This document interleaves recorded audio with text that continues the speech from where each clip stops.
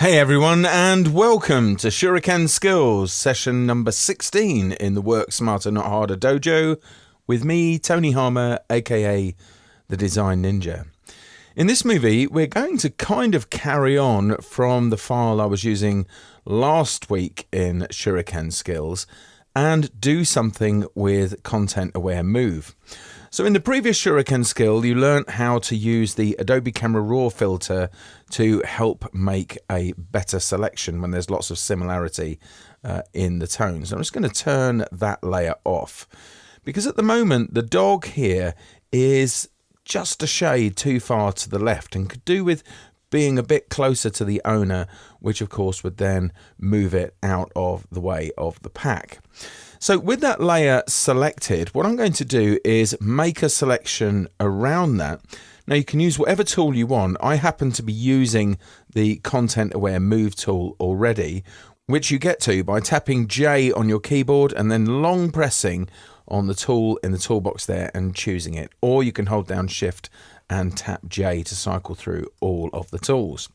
So I'm going to make a selection here. I'm purposely including some of the background. I don't want to make too tight a selection here. I am going to include the shadow like so. So if I just push that out there and go around the front paw there and up a bit and around that all important ear just there like so. Very, very straightforward and simple.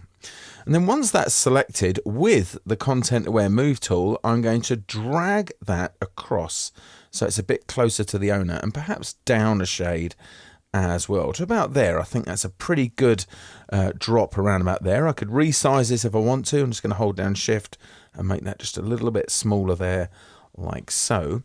And then once I'm happy with that, I can just hit return or double click in this area or hit the tick at the top of the screen. And what it will do is it will merge this down with the background and attempt to heal the surrounding area. Well, there's a couple of places where it's missed. Now let me see if I can use one of the controls here to fix that, because you've got two up at the top, structure and color. Well, there's no problem with any of the color blending, so I can leave that one alone. 0 just means not being applied at all.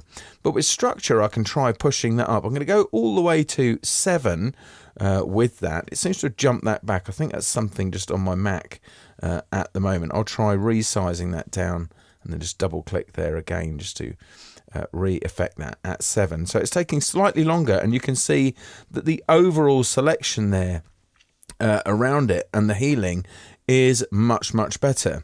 Now there is a little bit of work to be done just in here, but it's a lot less than I would have had to do if I'd have been putting this onto another layer and so on and so on. And that meets the requirements I've got for this particular file, and it's your Shuriken skill to practice this week. Don't forget, if you do want to learn more even faster, check out my titles on lynda.com and LinkedIn Learning. But for now, we're done. Please do subscribe to the channel, reach out to me via Facebook and Twitter, spread the word, and I'll see you next Monday for another Shuriken Skills session.